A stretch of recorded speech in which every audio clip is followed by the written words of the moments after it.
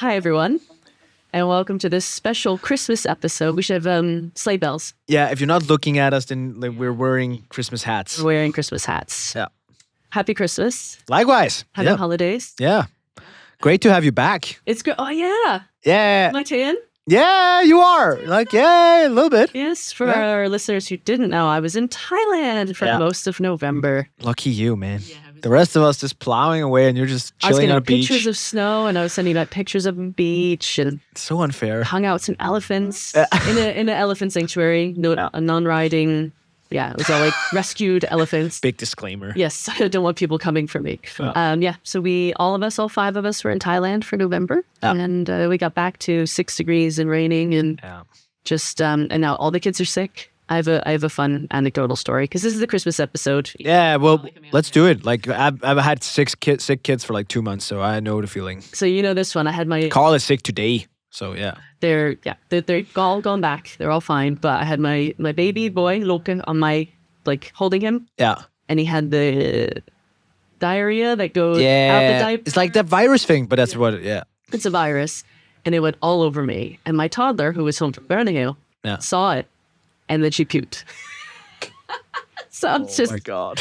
Yes, and I was like, this is parenthood. Have kids. This is great. Please have kids, they said. It'd be fun, they said. No, but like Carl, he's also sick right now. He also has the diarrhea thing, exact same thing. And then he forgot to put us on his underwear, so he shat in the couch.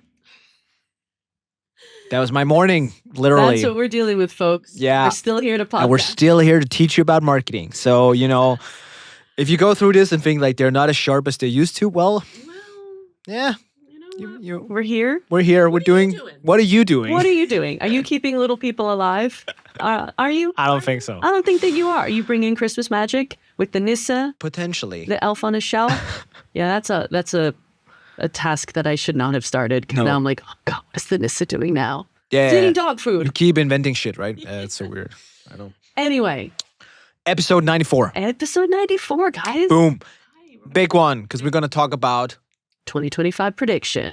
The classic, the one everyone loves and hates at the same time. Yes. So last year we were smart and we said, well, it won't change. Yes. But now we're going to be a little bit more classic this year. Yeah, we're going to go traditional. Yeah. Marketing predictions, trends that we expect for 2025. We should probably do an episode now that I think about it on reviewing last year. Like, if we were right, actually. Is it too late to start over? No, we'll do that next episode. It'll be the next episode, folks. Yeah. Cool.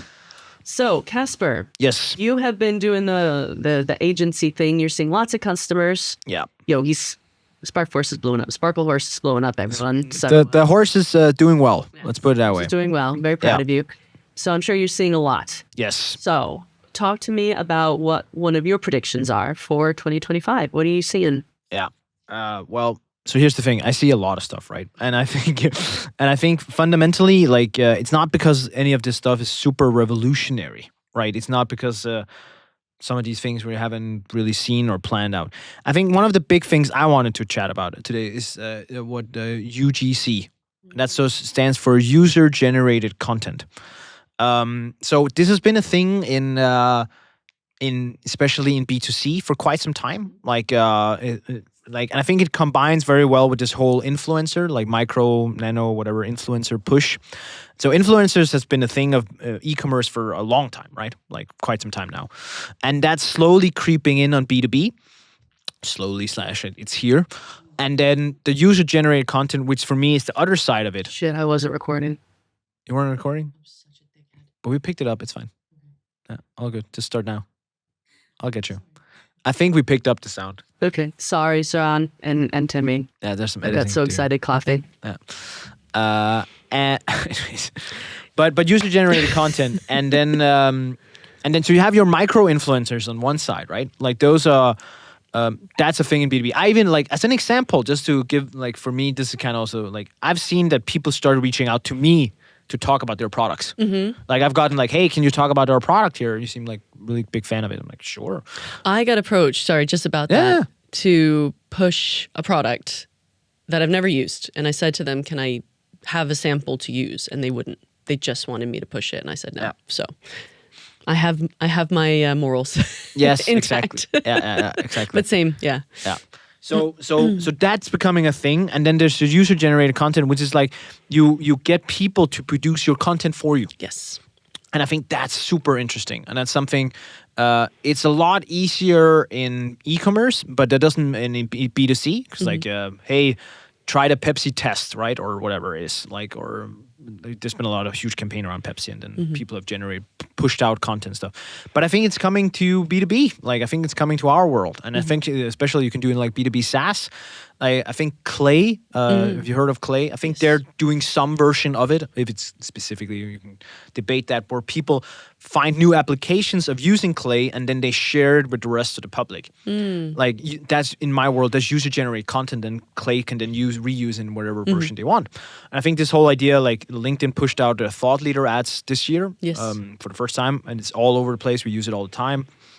And that also ties into that, because now you can sponsor other people's posts. So even if you, let's say, I want to sponsor your post, you don't work for SparkForce, but I could sponsor your post if you approve it. Right. So that also makes it so much easier, that kind of that relation. So for me, one of the big ones is this user-generated content together, which is like influencers moving into B2B. That's huge for me next year, I think. And I agree. And I think because, we went through the big influencer phase, right, where it's like the Kardashians or Kanye or whoever like talking about your product, but that's not as authentic, right? No. And it always comes back to authenticity. And so that's when we talk about micro, they say micro is about 1,000 to 50,000 followers and nano is 100 to 10,000 followers. Yeah. So it's kind of a decent following, but not so huge that it's so obvious that they're, not really using your product. And I think the USC is something, UGC. Yeah, sorry, I did the same thing that you did earlier. I'm like, USC. The UGC it's authentic, right? I don't need a huge production of what your product looks like in a studio. I want to see someone actually using it. So I think that's really, it's something we tried to do at Plan Day, which was, it's harder for B2B. It's hard, especially in software. You can't 100%. Be like, take a picture of your screen. But we tried to do. The relationship is different, right? Yeah. Like, let's say I'm the one who sits and I bought, I don't know, ZoomInfo as a tool. Do I then feel comfortable going out and telling the world how happy I am with ZoomInfo when I work it here? And then when I shift jobs, then I'm like, okay, now I don't use it anymore. How does that change my? Like, I think there's some relationship, like the nature of just like being in working for a company, whereas I don't mind anyone knowing I drink a Pepsi, right? Yeah. As an example. So that also makes it naturally harder, and I'm okay with that. But that doesn't mean it can't happen. Yeah, that's true. That's true. And one of the things we tried to do at Plan Day was we tried to take pictures, have people take pictures on their shifts. Exactly. So I'm at work, blah, blah, blah, and share it on Instagram. And so that's where the channels come in, right? The Instagram, the TikTok. It's not necessarily, it could be LinkedIn a little bit. If a tool has changed the way you work to the point where you want to talk about it online. Yeah. LinkedIn could work too, but I think that's also why you said a lot of it sits very firmly in B2C in a lot of ways, right? There's a product to look at. Exactly. It's a lot easier. It's not like it's a revolutionary thing or anything. It's like we're just framing it a little bit different, and I think it's just more in focus moving forward, at least. Yeah. And what about, like, have you ever worked with influencers, or how do you? A little bit. Yeah. I have to admit, it's not my forte. Yeah. Haven't done. We've done a few things, but it's not. I expect it to be a lot bigger next year, though. Yeah. Like, because we're already looking into communities to invest in, and also like different influencers. But I think of mapping out those influencers is always a bit of a challenge. Hashtag if you have a tool, there's probably tools for that. But in B2B there are tools. But I think mapping out the influencers and then reaching out to them, it's a lot of work. I think that's what we found so far, and I found is that. It takes quite a bit of effort, and people are also starting to become a little bit like they know what they want, right? Yeah, and like, I think that was not cheap. That was one thing we tried at Onamundo. We tried to reach out to influencers in our space, and they were most of them in America. Yeah. I will say as well, because that's kind of the hub of where everything was. So the time zones were a little bit of an issue to get them to engage with us, but also expense. Yeah. Some of them were really expensive, and absolutely. The marketing budget wouldn't be able to cover what influencers, these particular influencers. I'm not saying all. So, yeah, I think that could be an interesting one in 2025, absolutely. Seeing how that plays out. Definitely. What about you? What do you have on your list? So I think I want to talk AI. Okay. Of course. Why we it's everywhere. Here. I mean, AI could do this podcast. Yeah, instead, right? we are actually robots. Yeah, exactly. I also beat the robot I was talking about this off air, but I corrected ChatGPT, and I you was did. very, very proud of myself about that. ChatGPT. I feel like we're gonna hear that story multiple times. I'm riveting. Anytime someone calls me a boomer, I'm gonna be like, I corrected ChatGPT. So anyway, we'll talk. That's for another episode. But when our AI overlords overtake us, I might be their queen. Yes. So bow down, I would vote for you. bitches. Thank you. So AI. So I think AI in marketing, everyone's talking about it. Let's talk about it. So I think one thing that I am kind of nervous and excited about in equal measure is GEO. Yes.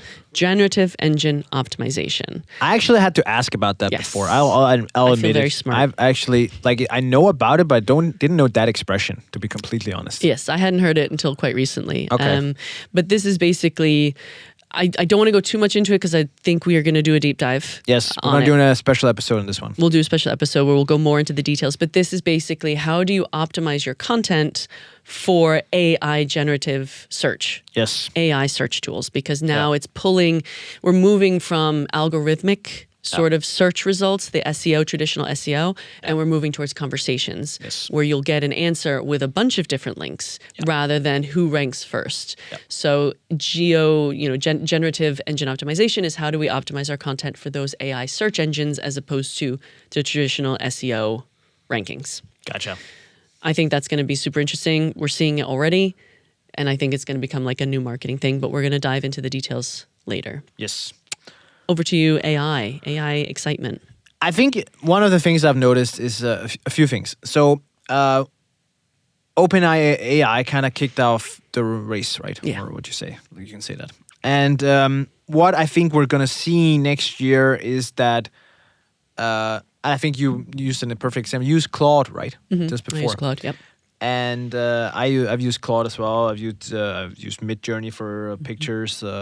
Sora, was it Sora for video? Is going to be the Sora's the new. video, right? Those are wild. So I think this year has been all about ChatGPT. I don't think next year is going to be all about ChatGPT. No. I think it's going to be about all the other stuff as well. Yeah. It's still going to be about AI. Don't get me wrong, but I think it's not only going to be about ChatGPT anymore. I also I talked to one of my friends, Søren. We should actually bring him on the pod. He's a total AI wizard. But he was saying like the things that the Gemini you can do with Gemini is so much more crazy than ChatGPT. Yeah. So much more powerful.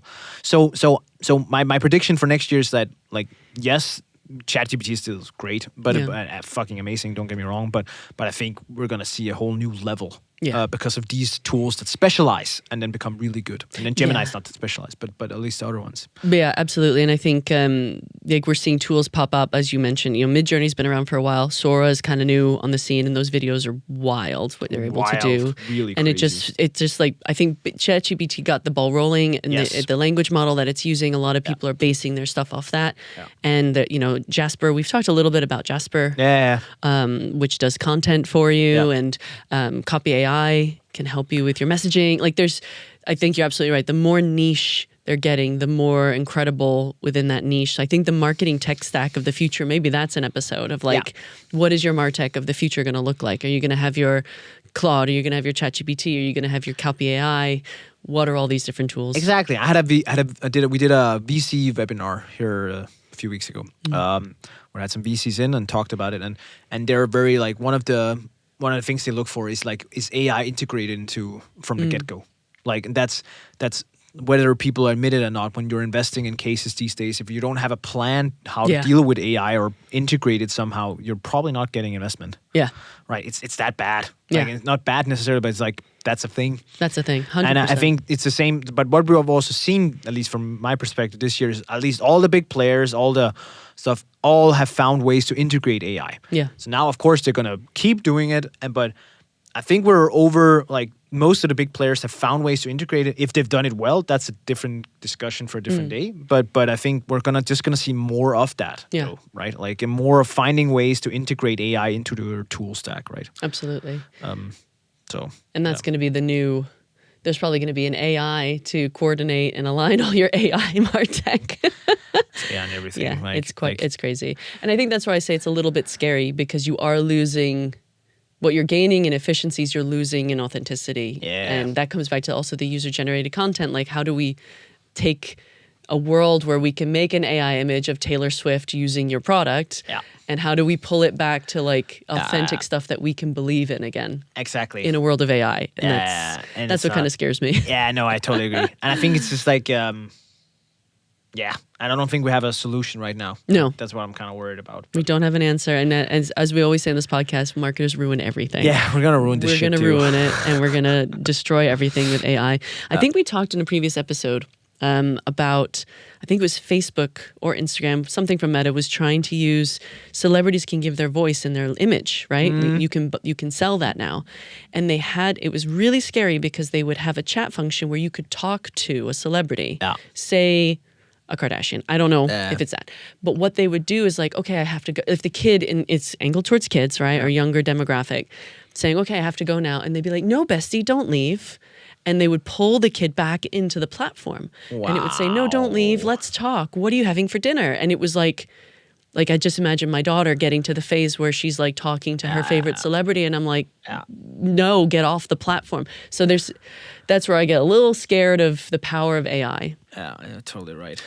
But anyway, that's not what this is about. No, but I think like, I think we're just gonna see more, right? Yeah, like we are gonna see what way what more. What we talked about. One of the things when it comes to marketing is also I hope I hope people to some extent find ways to make better stuff, like we talked about that previously. So because right now we're seeing so much generic AI stuff. You can kind of tell now. Generic, right? there's so much. The content production is up 10x, right? But it's 10x of shit. Yeah. Absolutely. Like it's not great stuff. And as a hiring manager, one thing we noticed, we were hiring for a new role, all the cover letters were cover letters are like, exactly the same. They're way better than they used to be, but that's just because I know where they came from. Yeah, exactly. They're all exactly the same. And honestly, I'm not blaming anyone. I would fucking do the same. Yeah. If I were to, I would have used ChatGPT for cover letters. Yeah, but you got to put your spin on it. That's the thing, right? Use it for efficiency. Like when I do stuff, I write because I have like stream of consciousness. Yeah. And then I put it in ChatGPT and say, tidy this up without losing the main gist. And then, but anyway. No, but I agree. I think that's kind of like also how I see it, is that like you need to add your twist to everything you do with ChatGPT. If you don't do that, then it's kind of worthless. It's worthless. But also, like we've seen on LinkedIn, right? Like we've seen these like kind of like AI comments and stuff. Yeah. And that's, again, marketeers ruin everything. I think it's also, I just want to point out, everyone else also ruins everything.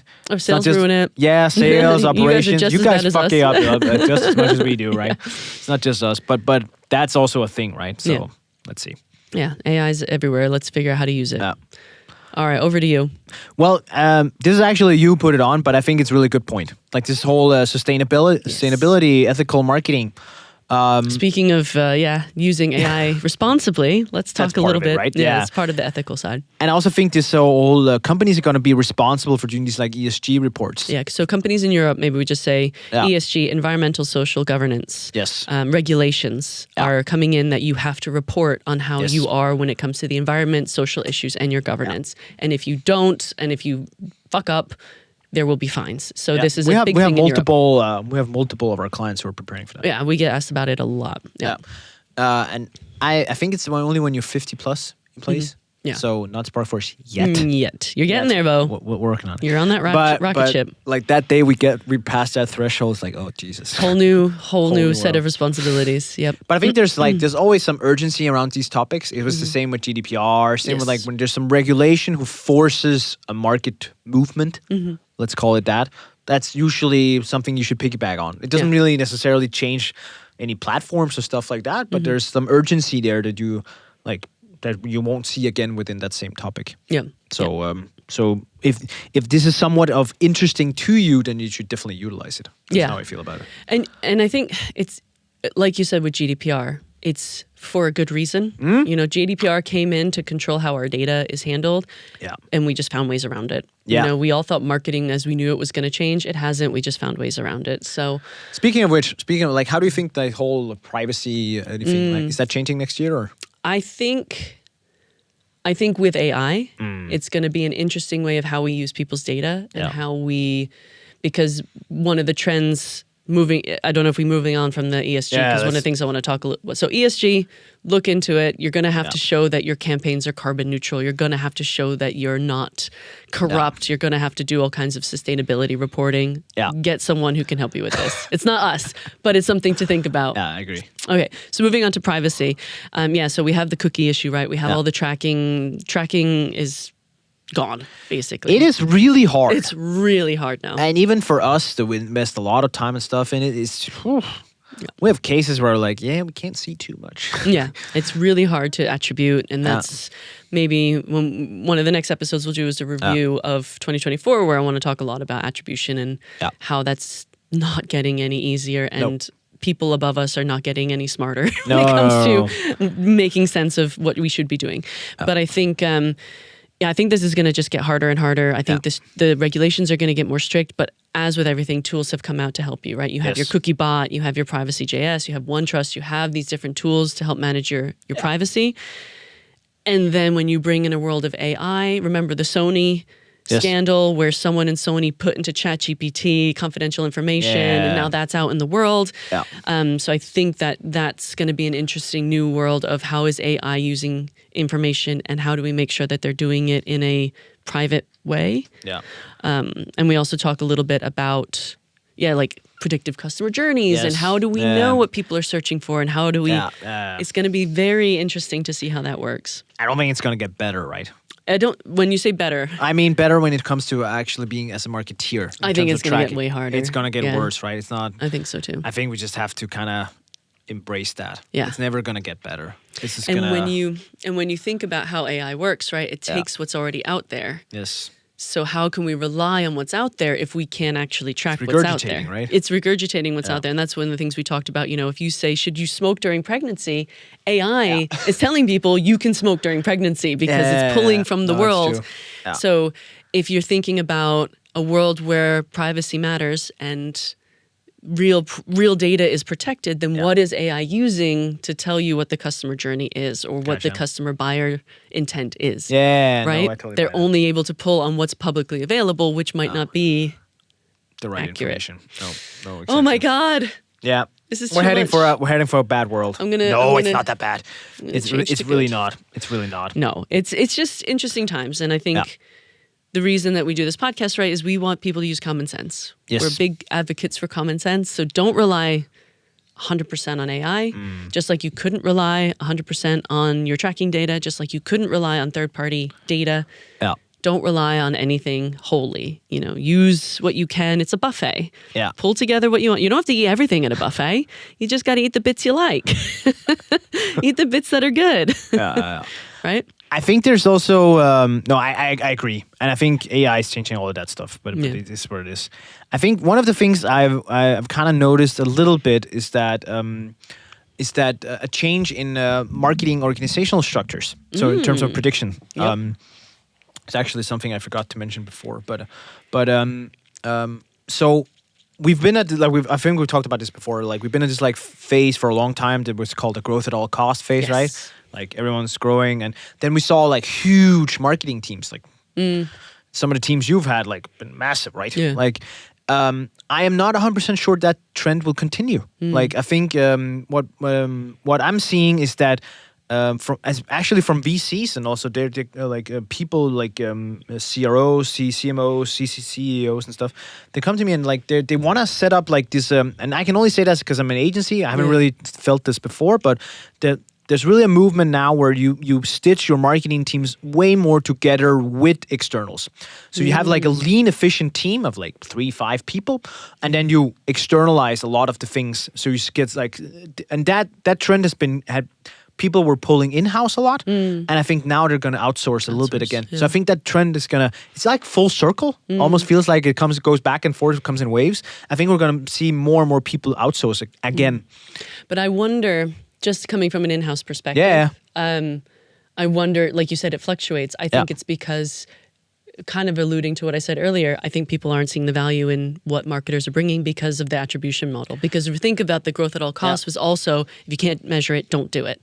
Yeah, and but I think for me, it's more about efficiency. Yeah. Because in my opinion, you need some in-house, but we've seen these like teams of 100 people in-house in marketing teams. That's way too many. Much. Yeah. Like you don't need like, I guess especially for the size of your company, but you'd need a company that's like 10,000 to justify. A huge company to like you don't actually, especially with AI and stuff, right? You don't need that big company. That's true. And then you just need some Swiss knives, right? Like some really sharp knives that you can support and execute on. So like that's why you see these companies. There are companies out there making millions every year, but there are 5 people. 2 people, one person armies, right? And I think that mentality and that same thing is going to happen to marketing teams a little bit. I think it already is in many ways. It's already happening. Especially with AI and content. I think when I, again, as an in-house, there's very few things I want an agency doing, like my designs, my SoMe, my videos and things like that. We've used agencies for paid search, and we kind of talked about this when we talked about pricing models. We didn't like it because we were paying a fraction or percentage of our spend, which incentivized the agency to spend more, so they got more. So we pulled it in-house because we could optimize for conversions and optimize for the things that we wanted to win, not what it was an incentive for our agencies. We didn't use SparkForce, so I'm not. This is not disparaging SparkForce in any way. But so I think, as a marketer, for me, I like having control over it, and I like that quick turnover of fix this, fix that, rather than submit a ticket, have someone fix it. So but I think it's more about the cost side of it, the cost and the flexibility, right? It's like when you use offshoring, either with it's an agency or freelance or whatever it is, it's more flexible. It is more flexible. You can cut them pretty quick. You can find them quite cheap, and you can't cut an employee that quick. No, that's very true, especially in Scandinavia. Especially in Scandinavia, right? And then when they use AI, you can be very efficient, right? Your team can be very efficient. So like a lot, I think like stuff like, for instance, editing videos. Do you need to have an in-house to edit videos? Maybe you probably don't, right? Like or something. So I think there's some roles and things that have been in-house that are going to be outsourced now, especially with the introduction of AI. Yeah. So that's at least how I see it. And I think you're absolutely right. I'm just, maybe that's still like my but no. Yeah, exactly. But we were like, I don't want to outsource my SoMe. We want the biggest team as possible, right? I want it. The thing is, everyone wants something from marketing. Yeah. And if you want sales enablement, and you want branding, and you want employer branding, and you want cool in-house parties and designs for all your hoodies, then we need resources to do that. Otherwise, we have to be the no police. We have to say we don't have time for that. And so, yes, I have a big team, but there's no one on the team who's like, I don't have anything to do. No. But we're everywhere. Yeah. And I think the problem with that is when it comes to attribution, people were like, well, for what you're bringing into the business on an Excel spreadsheet, you're big. But if you look at the impact, and that's, when I talk about multi-attribution, when I say, we did an episode of The Fun Police, right? How you have to say, look, we're not going to film the bloody DHL because that's taking us away from here. If you want that, you have to understand that I'm going to need more resources to make sure you get everything you want. But I think it's also a little bit of a shift. That's also the way I see it, is also that there's been a lot of focus on headcount previously. So you get a lot of headcount where now it's kind of shifting towards like, we don't have as much headcount, but that allows us to spend on the programs and stuff we're running instead, right? Yes. So you can spend on your actual meta ads, or you can spend on your events if that's what you want to do, or whatever it is program it is you're running. Well, you can do that because you don't have as much heavy headcount. Yeah. And I like those teams would, like, we've helped teams, and I've also seen companies where they come in where like the headcount salary wise is just like crazy 10x of what you're spending. And that's just a bad ratio. Oh, 100%. I've worked at companies where the staff salaries, and you're like it's crazy. And they're bringing in people from Silicon Valley because that answers all the problems. No, it doesn't. And that's kind of my point, where like that's where like removing having in-house, like, or not having a mix is probably going to happen. That's what I'm seeing, at least. Yeah, and I think you're absolutely right. And I think, again, if anyone's listening who's building a team out there, that's fine. But then you have to be realistic with what you can expect. Yeah, and that's where I think that the problem is. If you want 72 different things happening, you have to understand that a team of 4 is probably not going to be able to do it. We can get an agency. That's an expense. Yeah. Then you lose a little bit of control. Yeah. Is that okay? Is everyone okay with that? Yeah. If everyone's okay with that, then that's what we do. But I think in my situation where I've had this question come up, I have a CEO or a CCO or a CRO who wants everything done really fast and in a specific way. And either I get a team that can do that, or you have to let go a little bit and compromise. And I get that, right? Sometimes in-house stuff you can do faster, but most of the time I at least don't see that to be the case. No, it's kind of like because yes, you can. It's easier to talk to the boss when he's right next to you, but like, it's very like, let's say content production. Like I can't like we wait so much, and like when we produce it, it takes us a week, right, or 2 weeks. But how in depth can you go? And we can go quite deep though. Rather, if I were talking to IoT technologies, and that's something I would need an in-house person to write, because we did use an agency and we're like, this is like okay, but you need. But I think the speed is different, right? Like, but is it quality or no? I would choose to. I think so. I feel like this is where we get the debate part of the show. No, it's fine. It's healthy, but I think like my point is just like speed is when it comes to some things, yes, but it's not because you edit faster in-house, right? No. Right? No, like, and you don't have access to all the tools, and you probably don't edit video all day, every day, right? So that's it's like, absolutely true. So there's a lot of things that, yes, those can move faster in-house, but there's also a lot of things that don't. Yeah. I think one of the things that sticks in my head was website. Yeah. So when we had a website agency, we would submit a ticket and they'd say, okay, there's a 4-week wait to change that. And that's also insane. That was where we were at. And then they'd make the change and we're like, but that's not compatible with our CRM system and stuff like that. So it was like, I'm going to get my own guy and he's going to fix it within the hour and it's going to work. And then the other side also content is, you have your in-house experts who can write the content. But then, yes, video editing. You don't necessarily. Just an example, right? Yeah. And that's when you have someone like Sean. Yeah, exactly. Shout out. But yes. On that note, we can move on. Yes, but I think we're actually running out of time. We are getting very close. Do we have one more that we are missing that you? I think these are the most important ones for me, at least. Like those are the kind of ones I'm looking into next year. Yeah. Like I think there's a lot of talks around like how we like how the CMO, CRO, all these roles are changing a bit. Yeah. I think hopefully we see, I feel like I say this every year, but hopefully we see a little bit more sales and marketing alignment next year. Like I hope that to be the case. I think the CMOs and like that the marketing people who embrace sales are going to be the winners. Yeah. Like in just plain terms. So when you can't track anything, like you have to be even closer to sales than you have been before. Yeah, true. So the ones that and we still, as an example from an agency side, we see so much ABM still. Like ABM is still a very big thing. Whether it is being done correctly, that is a completely different talk for a different day. Yeah. But ABM is very, very, very much still a very big thing. Strategic accounts. Absolutely. And it's going to continue to stay that way. Yeah. And I think maybe just one more trend following on from an in-house versus agency is these kind of fractional C-level is really increasing a lot. And I don't know how I feel about that. I have to probably do a little bit more of a deep dive because I'm also like, do you know the business if you're only popping in every once in a while to give some advice? I actually have a point to that one because like I think what I've seen is that fractional CMOs are going to continue to stay a thing. So I'm not challenging that part. Right. Same. But what I'm challenging is the way people are using it. Because I think what's going to be more popular actually in the future is using external consultants.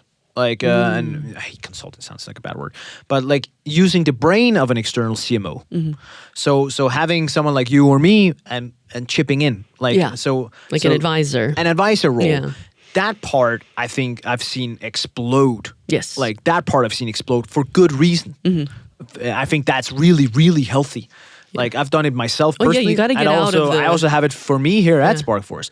Like having outside in perspectives, like coming in, hey, so I'm doing strategy for next year. Okay, and then having someone evaluate who's not in the weeds with you. Exactly. I think that's the important thing. You got to be able to think outside the box. But I guess are we just rebranding advisor? Yeah, by calling I it think fractional? so. No, yeah, I think so. But I think like if everything becomes easier to execute because you have AI and you can move faster and you have to be efficient, then it becomes more about asking the right questions. Yeah, rather than having someone sat there. Yes. It's not about having someone doing the day-to-day because that you can do with AI. You can move really fast. You can have a freelancer on 10 hours just do the small stuff that needs to be done or whatever it is, right?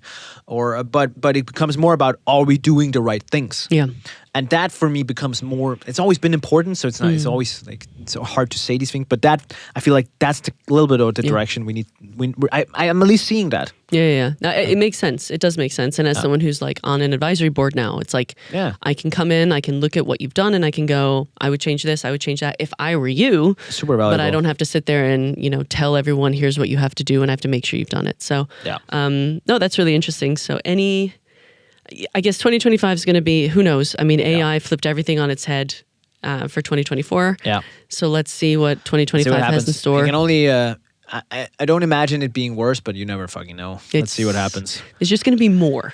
One thing I would love to let's have less wars.